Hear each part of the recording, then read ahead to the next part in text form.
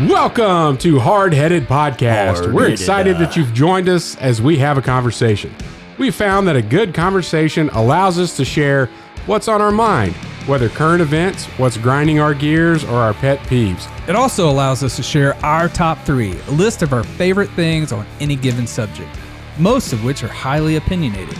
In closing, we share a good word. Solid friendships are encouraging. Even if we joke and give each other a hard time, our ultimate responsibility is to uplift each other. Our goal is that you'll feel like you're part of the conversation, like you were in the studio with us, and that you feel encouraged after tuning in to our podcast.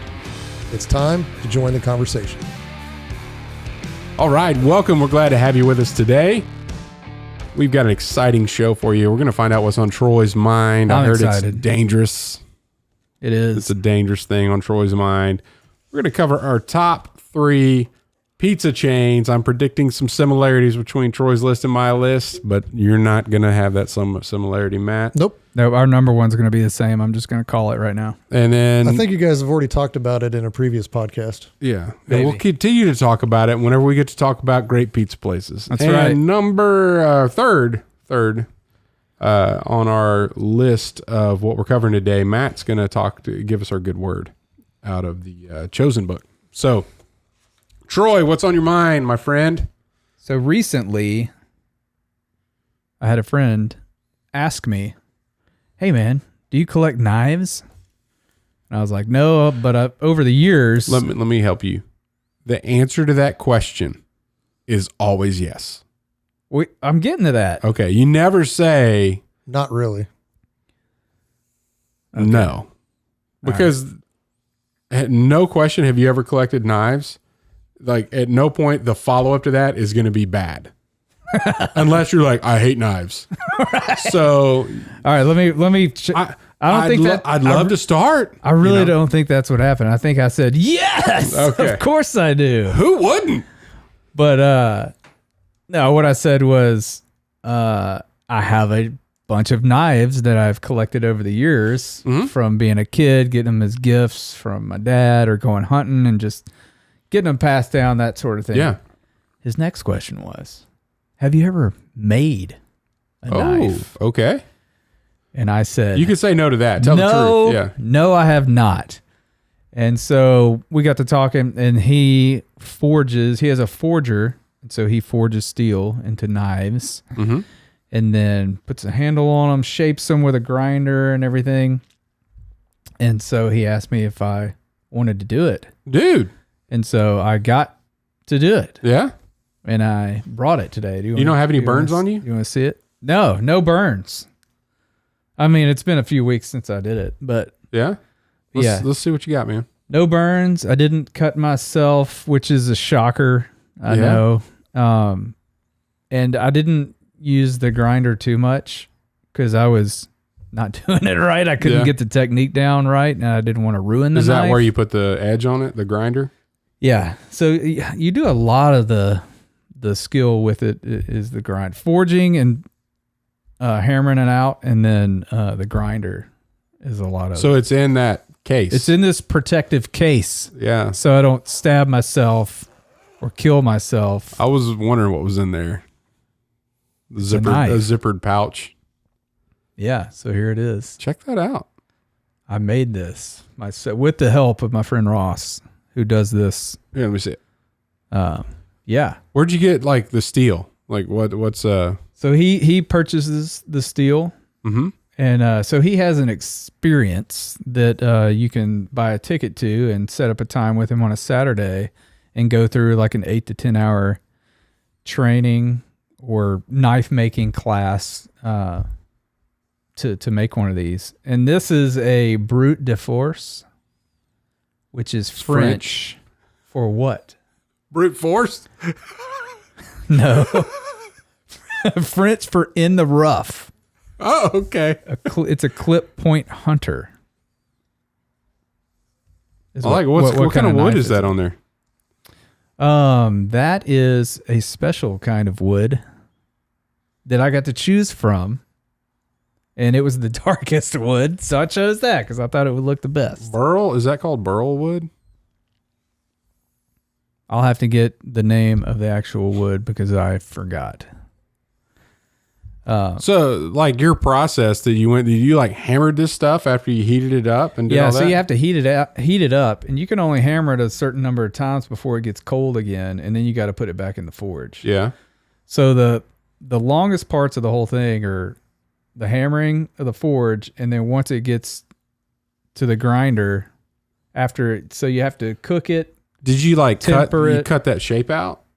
Like, did you draw that out, or he already had a template? So he has like 3 or 4 different shapes that you can choose from, and he'll help you get to whichever shape that you want. Yeah. So he'll draw it out, and he has these wooden ones already carved out that you can look at to say, oh, I want to do that. Get an idea for size and all that kind of stuff.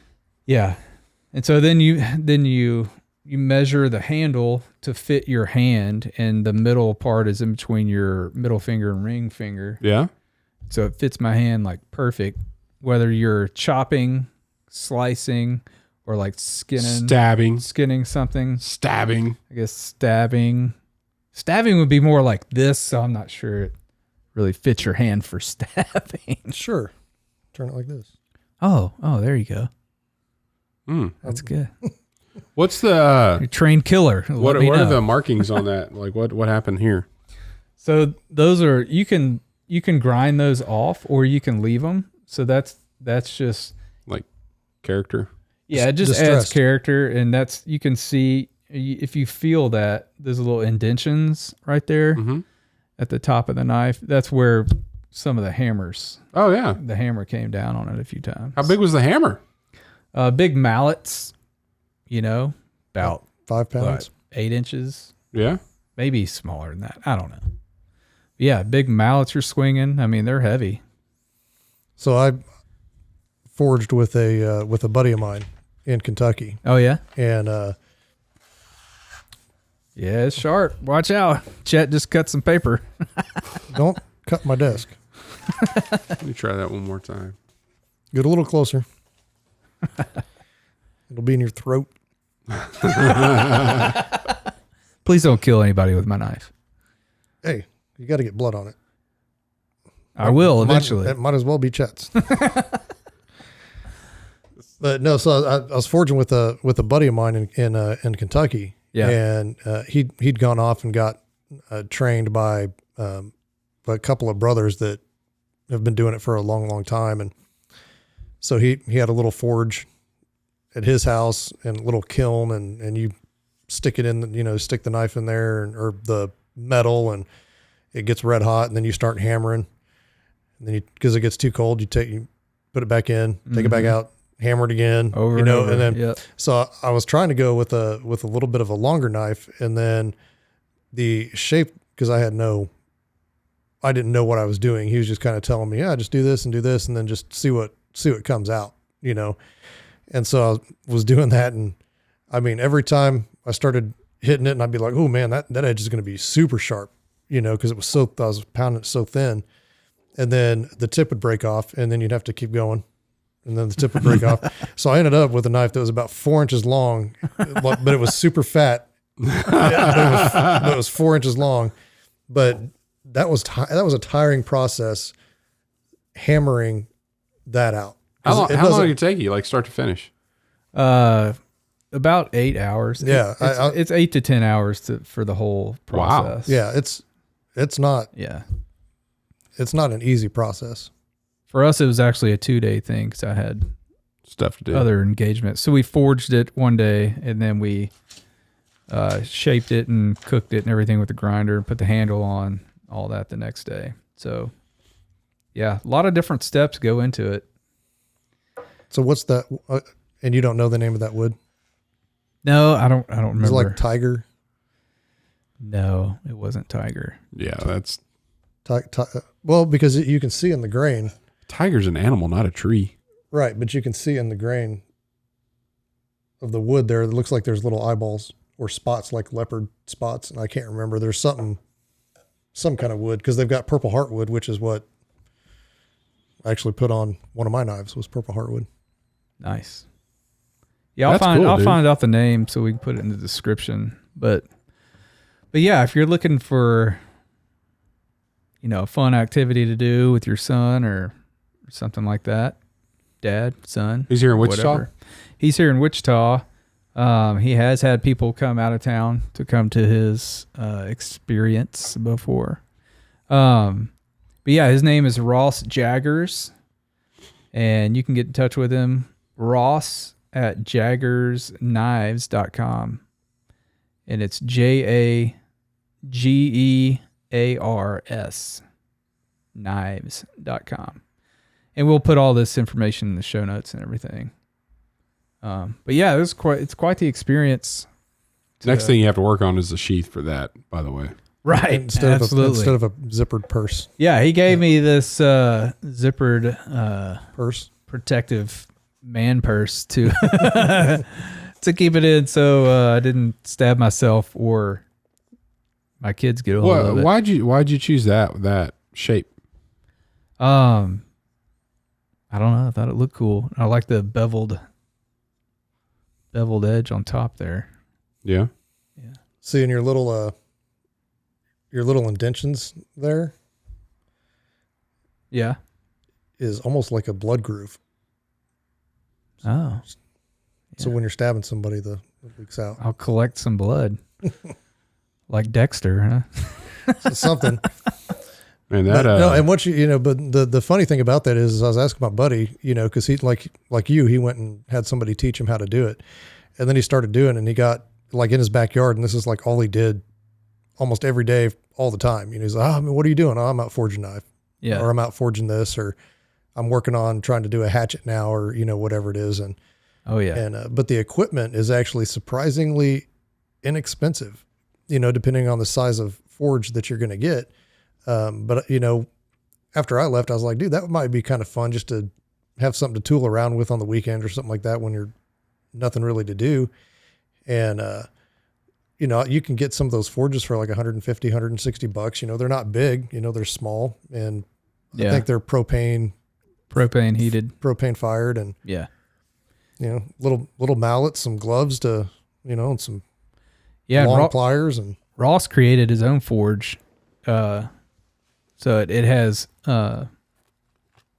openings at both ends, so 4 people can actually forge at one time. Oh, yeah. So you can have multiple people. Yeah, and it'll actually one end actually opens up, so you can put bigger things in there if you're wanting to do like a what's that, butcher's knife, cleaver. That's it. If you want to do a cleaver or a machete, Leave it to cleaver. something like that. And he has examples of all those. He's done a bunch of different kinds. So I think the most expensive part of that when I was looking was the anvil. yeah, And trying to find you wanted to find an old one, and those old anvils get pretty pricey. Dude, that utility knife he has looks... are you checking out his website there? Sweet. I'm wondering why you didn't pick this, but I mean, you're you could do you. Oh, well, we had to pick, this was the design. Oh, okay. This was the knife and size. We just had to pick like the angles and the shape of the blade. So, yeah. Oh, so what you're telling me is that's what your knife was supposed to look like, and that's what Troy's first time knife came out. No. It was like, we're not gonna get there, but we can. Dude, he helps you like you can do leather work and all that kind of stuff and make your own sheath. And yeah, if you were to kill a deer whose horns have broken through the skin, you could use a deer antler as a handle. Now you'd be doing thumbtacks. That would be a really short knife. nice. Maybe you could put that as a button on the end, and then use 550 cord going up for your actual handle. Yeah, that's good.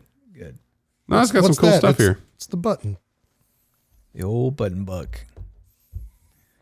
Yep. So dude, that's a neat deal. Were you sore after swinging that hammer? Oh yeah, it'll tear your back up more than anything if you're not standing right.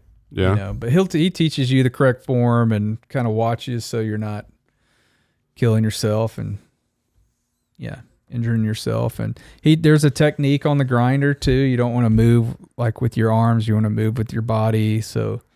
And you got to be careful around that thing spinning because it'll take clothing. And we were doing it in some pretty cold weather, which he has heaters and stuff in his shop. But you're wearing some clothes. But you're wearing clothes anyway, and you got to be careful not to get it caught up in that grinder. It's a good thing that you're wearing clothes. You don't want to forge naked.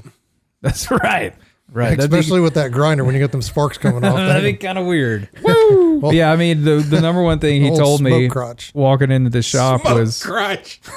Oh, my God. That ought to be your next beard oil scent. Smoke crotch. Wow. No, but the number one thing he says going in the shop is, just so you know, everything in this shop wants to kill you. So you have to be aware. Well, that's why I'm here. I want to kill. That's right. Yeah. Everything in the shop needs to be worried about me. Very good. No, that's cool, man.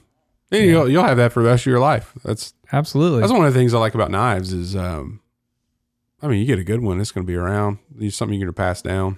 Kids, grandkids, great grandkids. I started, what was it? 16th birthdays are like a big deal apparently.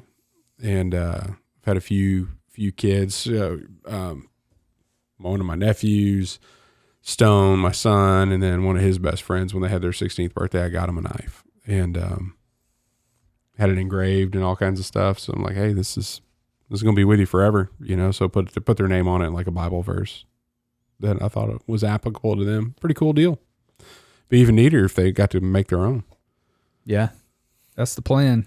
That's what I did for, my oldest this year was, we had those conversations, with, Jim, last year on the podcast. And, he's talking about, personal defense and, how to use a knife, how to use a knife and what you need to look for. And, when we were talking, one of the things that he brought, or he didn't bring up in that top 3 of his kind of, list of things that you need for self-defense, none of them was a firearm, but one of them was a knife. I remember how he worded it. You need to know how to use a blade.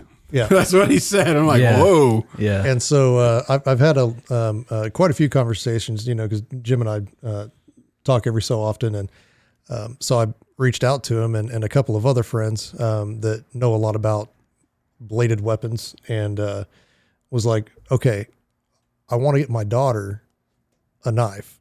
What do I need to get her? And so, they pointed me in the right direction and I was like, okay, so that's the one that she's going to carry with her, when she's out, doing whatever, and if we leave her, we drop her off, whatever. And it's like, you have that with you just in case, because you never know. And it's always good to have a knife.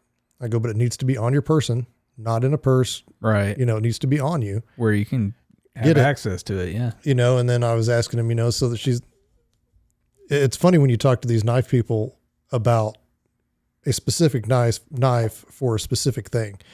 Cause I started out with, I want to get my daughter a knife. Well, what do you want her to use it for? To stab people. And I was like, well, you like trying to slash or stab or, I was like, well, I'm looking for one that she can carry with her, and act as a, cause she's not going to carry a firearm. She's not old enough for one, but two, that's not really something that she wants to do. And, I said, so what do we do? And they're like, okay, well, this one here, works for this. And then this one here works for this, but this knife right here, it's the one that I carry. And it was actually one of my buddy's wives that is, she's terrifying.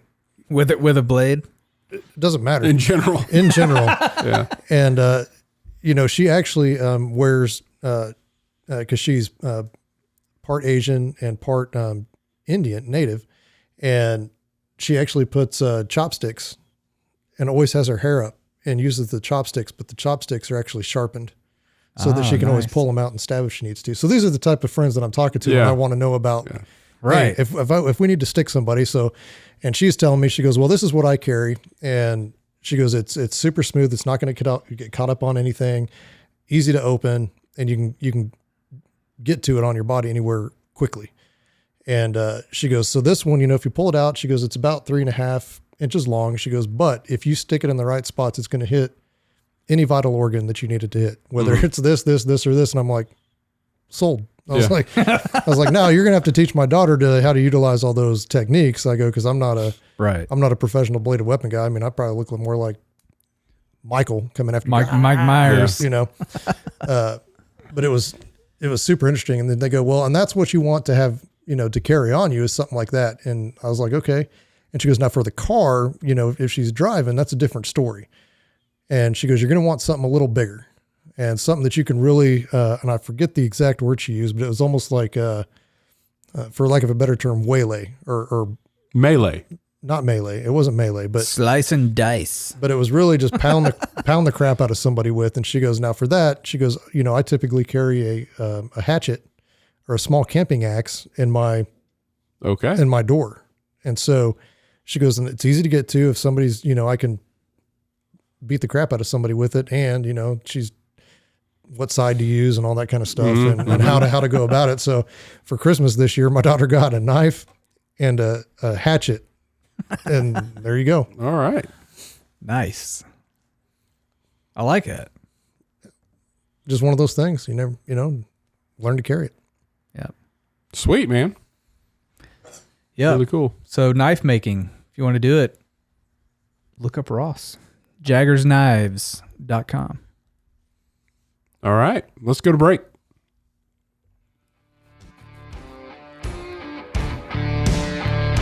(1797) Establishing dominance. A young nation begins the formation of the world's most formidable fleet of naval ships with the commissioning of its first ship, the U.S. frigate Constellation. A lively blend of rosemary, lemon, and peppermint, 1797 is a great blend to start your day. It has a great awakening quality with a minty kick. Much like stepping out on a deck of a ship cruising the brisk ocean waters, this blend will give you that early morning boost. 1797, establishing dominance. Check it out at admiralspennant.com. Without it, you might as well shave. Right, we're back. Top 3 pizza chains. So it can't be your one-off store somewhere in some random place. I know a lot of those, It's got to be a chain. but we're talking chains here. Matt, why don't you lead us off, buddy? All right. Number 3, Pizza Hut. I like a thin crust pepperoni. If I'm feeling froggy, I like a stuffed crust pizza, pepperoni. Yeah. Yeah. And the only reason, I would put Domino's on here. Mm-hmm. But the last 2 experiences I've had with them have been very subpar. Gut wrenching, possibly? Local? No, well, I travel. Yeah. But the last 2 places in different states have been not good. And I used to love Domino's Pizza. Well, Pizza Hut was founded right here in Wichita, It Kansas. was. Yep. It started out as a one store out somewhere randomville. Yeah. But they grew Mm-hmm. and grew. Mm-hmm. Yep. And so for those of And you then who they don't know, moved their headquarters to Dallas, and I think Wichita should have just dusted their hands of Wash them, their but hands. they didn't. we still have the original Pizza Hut building is on the campus of Wichita State University. Did you know that? Did it have a red roof? Did not know that. No, it does. It doesn't. It doesn't. No. No. But you can go. You can drive right by it. Oh, there it is. Yeah. So that's number 3. I'm friends with the guy who started Pizza Hut, friends with his daughter. She's a photographer here in town. Oh, cool.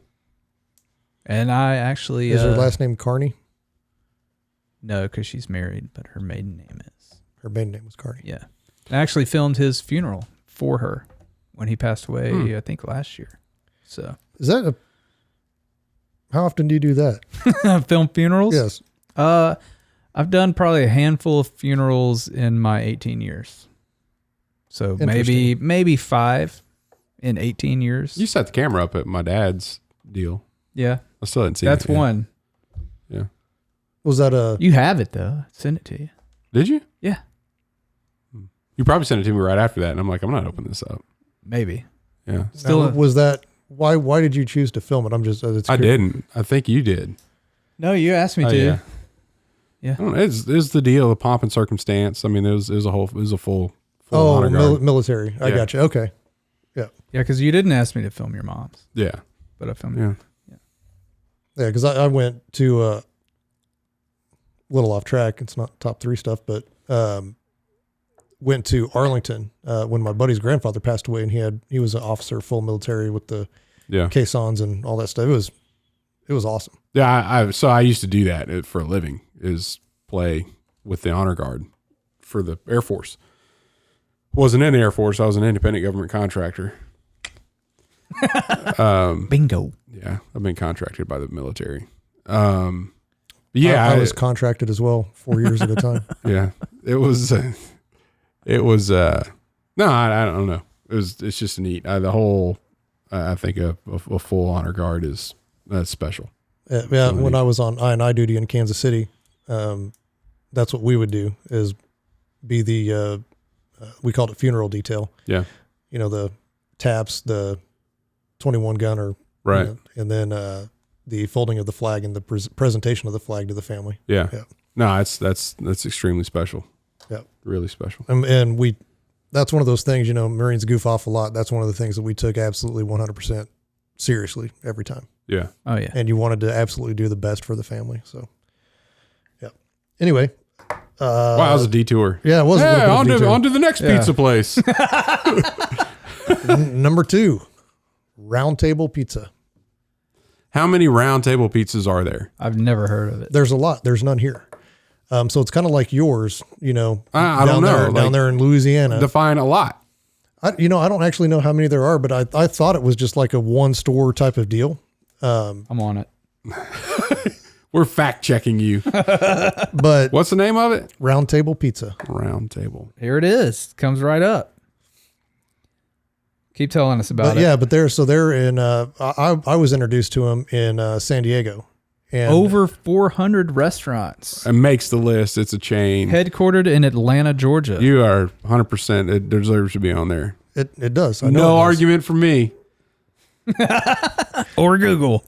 But when you order, and I forget what their large is, but when you order a large Supreme or whatever their Supreme name is for their pizza, it is absolutely phenomenal. And I know that you're not a fan. King Arthur's Supreme. Yes. The King Arthur. Round Table, King Arthur. Yeah. I get it now. So you would order this pizza, and the mushrooms were, and I know you don't like, you can just keep your comments to yourself. Oh, they're all named after Yeah. King Arthur's. Oh, that's cool. But the Excalibur pizza. I don't know what No, I didn't see. I did see I'm sure there is. Sword in the Stone pizza. Guinevere's Garden Delight. Do they wear like armor? That would be cool. Order? That would be cool. I don't know. Maui Zowie. That's not That's very not round King table. Arthur. That one probably stinks anyway. But their pizzas are phenomenal. When I was recovering, my wife would hate it because I'd order that about once a week, and it wasn't cheap. Montague's All Meat Marvel. All right, there's just 3 named round table-ish. The originals. What do you get there? Like, what's your favorite? The big one with mushrooms, the King, whatever. Yeah, King Arthur Supreme. The King Arthur, Supreme. So good. Their crust, the sauce, everything is just perfect. I really do want to, and it's huge. To get round table. If you're listening, there needs to be an Excalibur pizza. There just has to be. Your round table. You got King Arthur. Or maybe that's the breadsticks. Excalibur sticks. Yes. Shaped like swords. Yes. For the kids. I like it. All right. And then number 1, and there is going to be some backlash on this one, is Gambino's. Now, not a chain. How many restaurants? I don't know. 1? No, there's more than 1. However, and I don't know the complete story behind that, but there is Gambino's Pizza, and then there's the original Gambino's. There's a Seinfeld episode about this, which is in. It's like, where are you? I'm by Ray's Pizza. Famous Ray's or Original Ray's? No, it's Famous Original Ray's. Original Famous Ray's. Yeah. Yeah. So it's the same thing, and I don't know what happened there or how that went about, but their pizza was so good. They are in 5 states. Are they really? Yeah. So that's. I knew there's more than. But I don't think that's the original. I think that's Gambino's because you've got to look at the original. You only Gambino's. like it because it's closer to your house. It's what I That makes sense. it's almost equidistant from Goddard Pizza Hut to there, from my house. I've had it and I wasn't disappointed. I'm not going to argue with you. I have eaten it with you guys there. Yeah. Was not disappointed. It was years ago though. Yeah. Long time ago. That's the only time I've eaten there because we had a duck. What's that duck club? We used to be a Ducks Unlimited. Ducks Unlimited. We had that duck club thing. Till I haven't been duck hunting this year. Mm-hmm. Yeah, that's the only time I've ever eaten out there. So we had that. Yeah, I mean, I grew up eating there because back in the day, that it was closer, because we'd be doing sporting events or whatever it was, and kind of that Colwich area is almost central to to what we were doing, St. Mark's and there in Andale, and so we'd all go there to eat after big game or whatever it was, and that was kind of where we went. And then they had introduced me to cheeseburger pizza, which when I was a kid was awesome. Yeah. I can't do it now. No. Yeah. I don't even But like it was to hear so good when I was a kid. Taco pizza, I can still do that. No. They do make a great taco pizza. No. But just really good memories about that You place. do the dessert pizza, but and then the that's pizza it. I can't go any is further. so consistent and hasn't changed in all the time I've been going there. Nothing's changed. I'm not going to shun you for it. Good. Because it's my number I know one. you woke up this morning hoping that this was a day you would not be shunned, but so you got your wish. Good. All right, Troy. All right.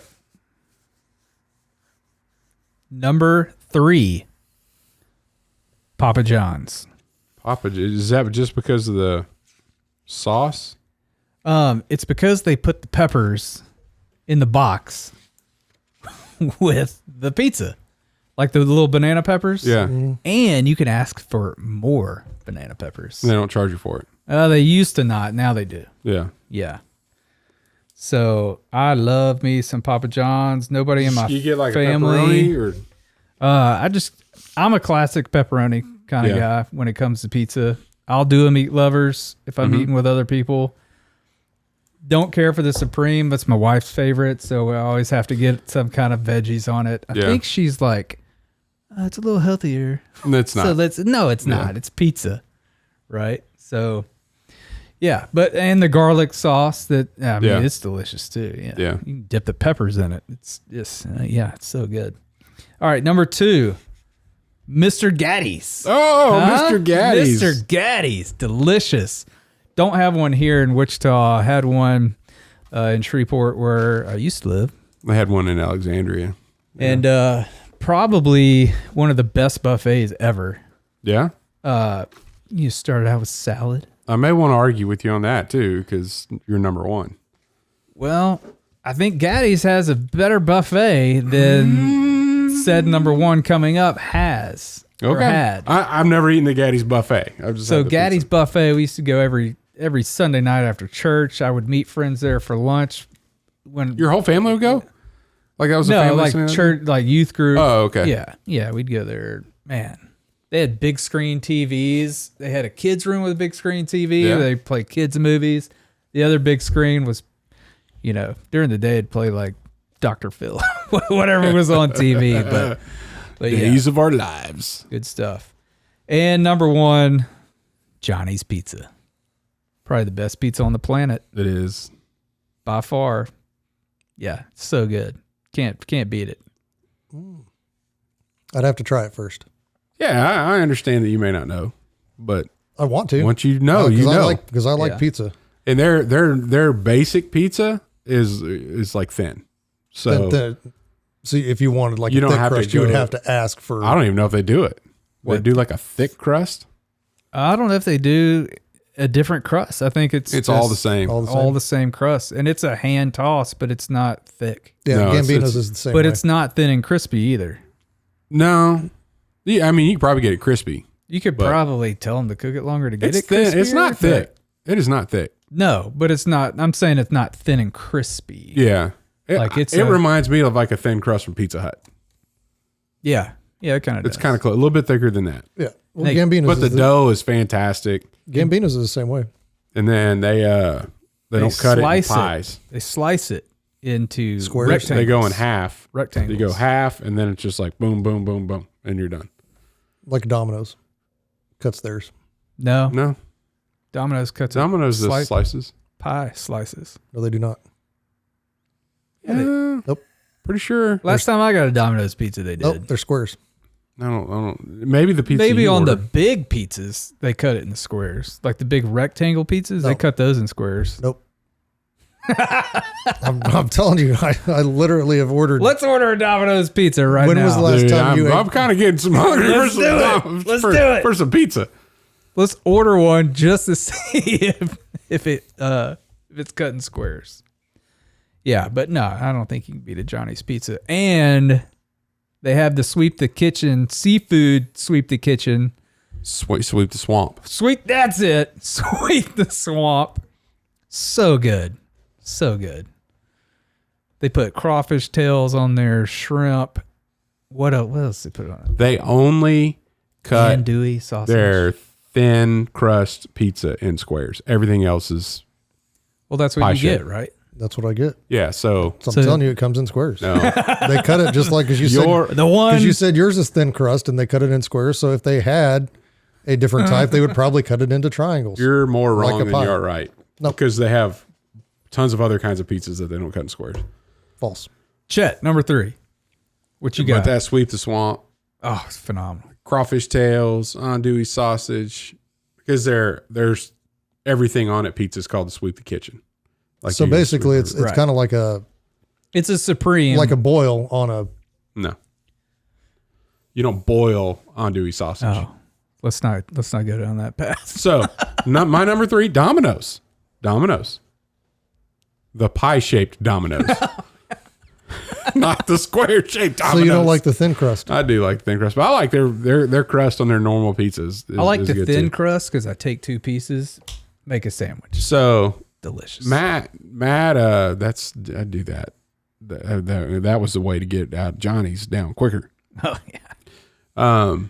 Well, I traveled with Matt, long road trip, and Matt was, like, hey, we're going to feel you out here on your traveling routine. And, how often do you stop? He's like, I don't stop but to get gas. And that's when if you got to pee, that's when you pee. If you're hungry, that's when you get food. If you're not hungry, you better buy food there because we're not stopping to get food, like that kind of thing. And he's like, we're going to stop and stay at a Holiday Inn or Best Western, Holiday Inn Express. Holiday Inn Express that's next to a Domino's. Like, we're going to go to the Holiday Inn Express and we're going to get a Domino's pizza.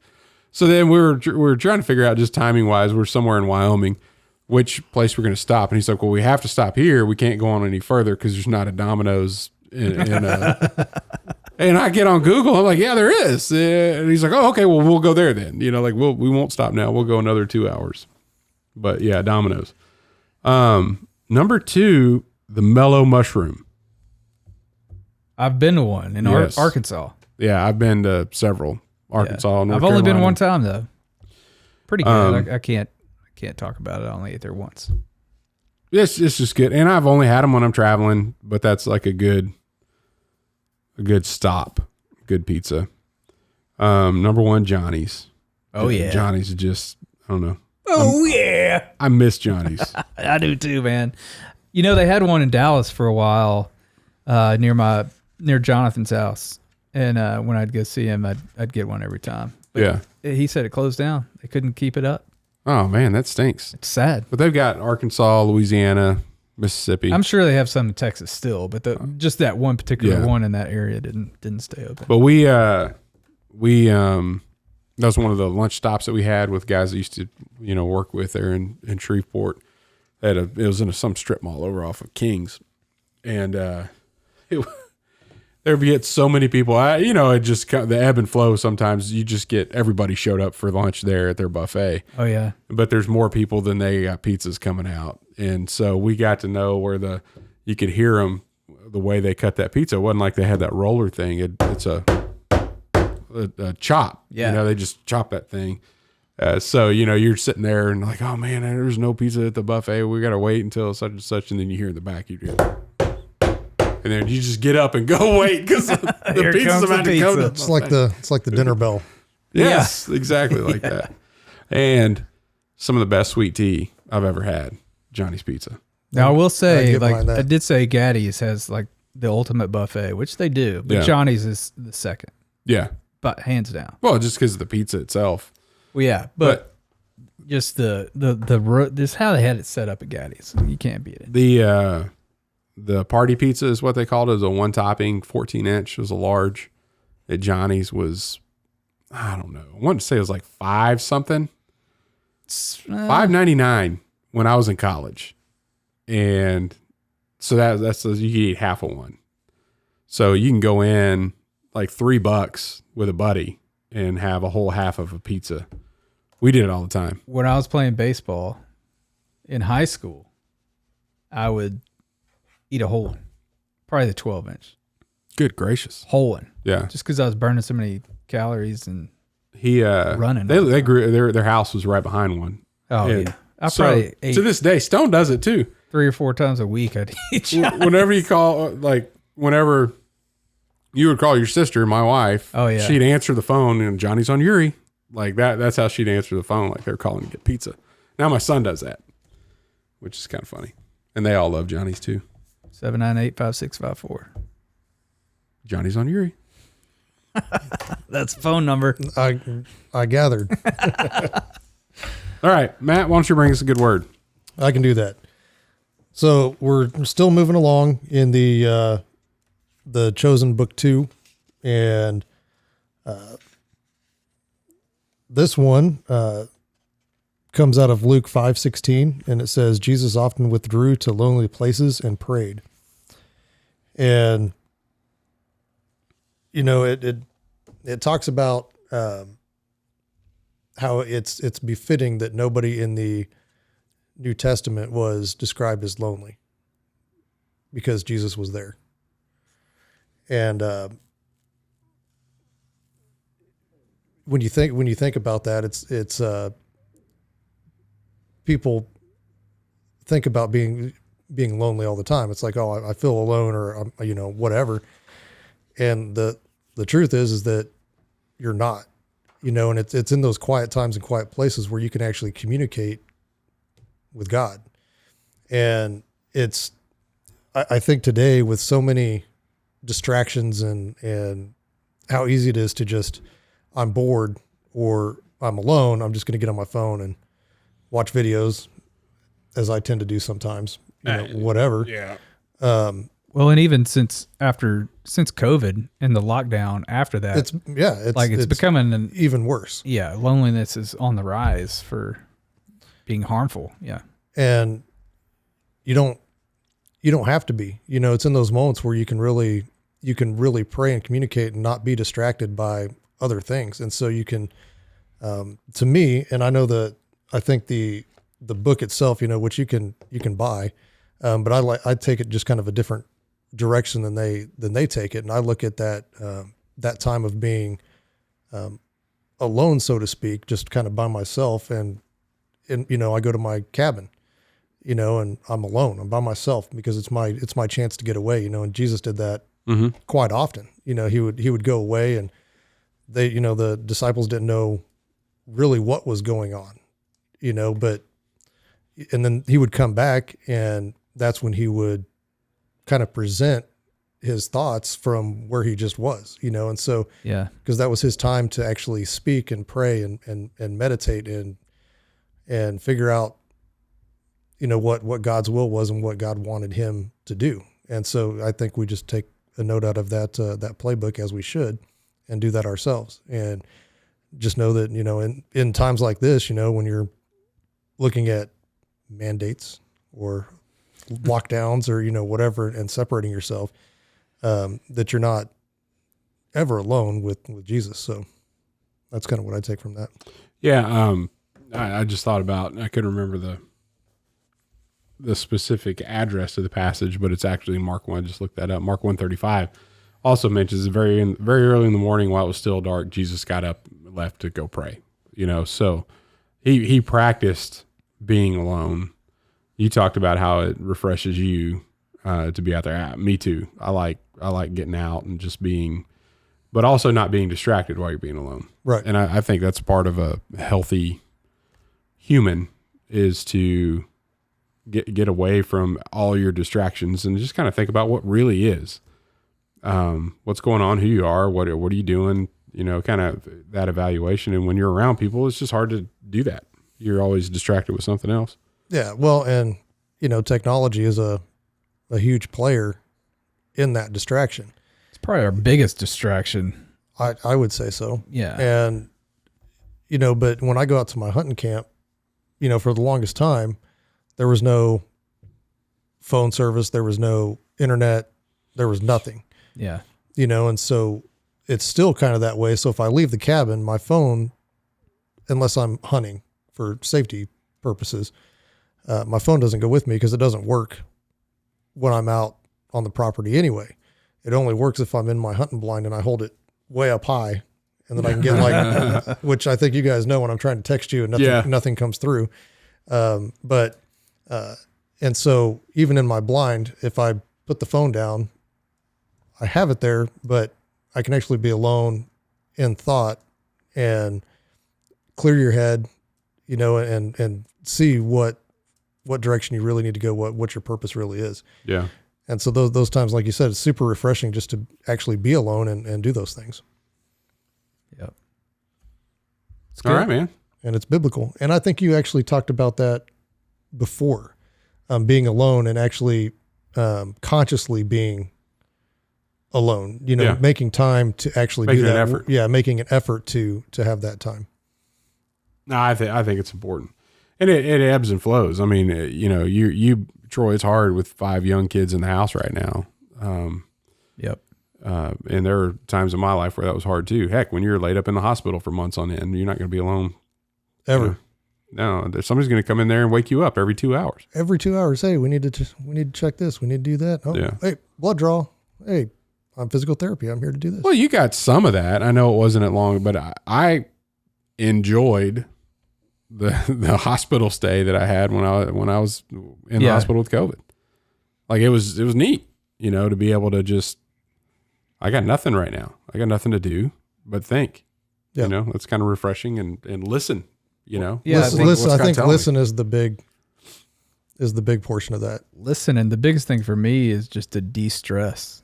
Yeah. Because thinking about work all the time or what the kids need and all that stuff, it can really wear on you. And well, I mean, imagine, and like here with Jesus, there's two passages of scripture where he was ministering to these disciples, and then let alone all the other people that were around him, following him. He got out of there. Like I've got to go away. I need a break. Yeah. I think the Chosen the show does a really good way of showing, how he disappears a lot and how he does. Like it's every day it takes a toll on him, and he gets stressed out and he gets worn down. And well, and it's stressed, in the series anyway. And I'm sure, in real life, that's kind of what I would think, because they got, the disciples that were there to protect him and guard him. And then they'd wake up and where's he at? Yeah. Oh, he's gone. Yeah. Oh, here he comes. Where'd he go? Because he's like, I think one of them says one time, why is he always doing this? Where is he going? Yeah. Yeah. Or they're, when they're in the town or something like that, and, he's supposed to be somewhere, and they go look, and where'd he go? Oh. Yeah. You go look here, and you go look here, and you go look here. And there's that one scene where he's healing people all day, and he comes in, and he's like, oh, they're all eating or waiting for him, and he's like, oh, hey, y'all. He just goes in his tent and goes to bed, and they're like, what in the world? Yeah. Yeah, he was wore out. Yep. All right. Well, thank you, Matt. Yep. Okay, thanks for joining us today. Thanks for listening to the Hardheaded Podcast. Don't forget to share this podcast with others to help us get the word out. Also, if you haven't yet, please rate and review the show. This helps our podcast show up in other people's suggested shows that may or may not have listened to us before. Thanks for listening, and we'll see you next week.